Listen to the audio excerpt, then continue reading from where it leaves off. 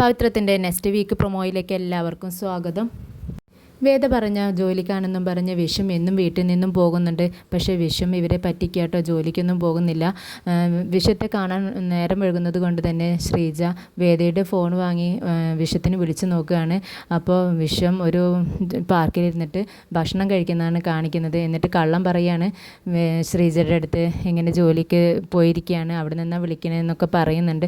പക്ഷേ വേദയ്ക്കൊരു ഡൗട്ട് തോന്നുകയാണ്. വേദയുടെ ഫ്രണ്ടിൻ്റെ ഓഫീസിലാണല്ലോ വിഷത്തിന് ജോലി മേടിച്ചു കൊടുത്തിരിക്കുന്നത്. ഇത് ഡൗട്ട് തോന്നുന്നത് കൊണ്ട് തന്നെ അവർക്ക് വിളിച്ച് അന്വേഷിച്ചിട്ട് ഡൗട്ടെല്ലാം ക്ലിയർ ചെയ്യാണ്.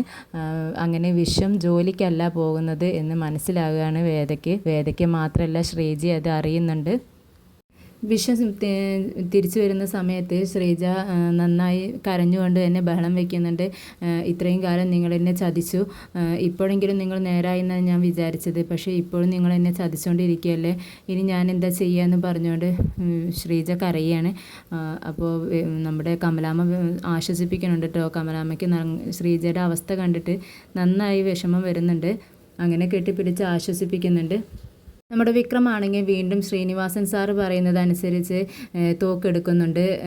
ശ്രീനിവാസൻ സാറ് കുറച്ച് പിന്നോക്കം നിന്നതായിരുന്നു, വിക്രമും അത് കുറച്ചൊരകലം പാലിച്ചതായിരുന്നു. പക്ഷേ വീണ്ടും അവർ ഒന്നിക്കുകയാണ്, തോക്കെടുക്കുന്നതൊക്കെ കാണിക്കുന്നുണ്ട്. കുറച്ചൊരു സംഘടനാപരമായിട്ടുള്ള കാര്യങ്ങളൊക്കെയാണ് നെക്സ്റ്റ് വീക്കിൽ കാണിക്കുന്നത്. വിക്രം പറയുന്നുണ്ട്, സുധാകരൻ മാഷിൻ്റെ മക്കൾക്ക് ഒരു വഴി പറഞ്ഞിട്ടുണ്ട്, ആ വഴിയിലൂടെ മാത്രമേ ഞങ്ങൾ സഞ്ചരിക്കുകയുള്ളൂ എന്ന് തന്നെയാണ് വിക്രമും പറയുന്നത്. പിന്നീട് വേദയും പറയുന്നുണ്ട് കേട്ടോ വിക്രമിനോട്, നമ്മളെ എല്ലാവരും കൂടെ ഒറ്റക്കെട്ടായി നിൽക്കണം, എങ്കിൽ മാത്രമേ ജീവിതത്തിൽ നമുക്ക് വിജയം നേടാൻ പറ്റൂ എന്നൊക്കെ പറയുന്നുണ്ട്. വിക്രമിന് വേദ പറയുന്നതൊന്നും അങ്ങ് പിടിക്കുന്നില്ല കേട്ടോ. വിക്രം വീട്ടിലേക്ക് കയറി വരുന്ന സമയത്ത് വേദ ഇങ്ങനെ ഓരോന്നും പറഞ്ഞ് ഇങ്ങനെ ഉപദേശിക്കാൻ വേണ്ടി ചെല്ലുകയാണ്.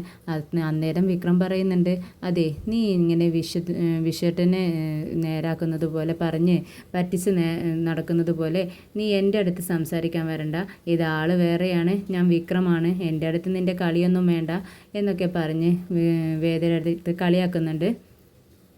പിന്നീട് നമ്മുടെ മാഷ് അച്ഛമ്മയുടെ അടുത്ത് 2 ദിവസം നിൽക്കാൻ വേണ്ടി പോയതായിരുന്നു. അവിടെ 2 ദിവസം നിന്ന് കഴിഞ്ഞ് തിരിച്ചു വരുമ്പോൾ നമ്മുടെ അച്ഛമ്മയായിട്ടാട്ടോ തിരിച്ചു വരുന്നത്. അതിനുശേഷം നമ്മുടെ അച്ഛമ്മയും വേദിയും തമ്മിൽ നല്ല കൂട്ടാവുകയാണ്, നല്ല ഫ്രണ്ട്സ് ആവുകയാണ്. അങ്ങനെയുള്ള നല്ല രസകരമായ സീനുകളാണ് നെക്സ്റ്റ് വീക്കിൽ വരാൻ പോകുന്നത്.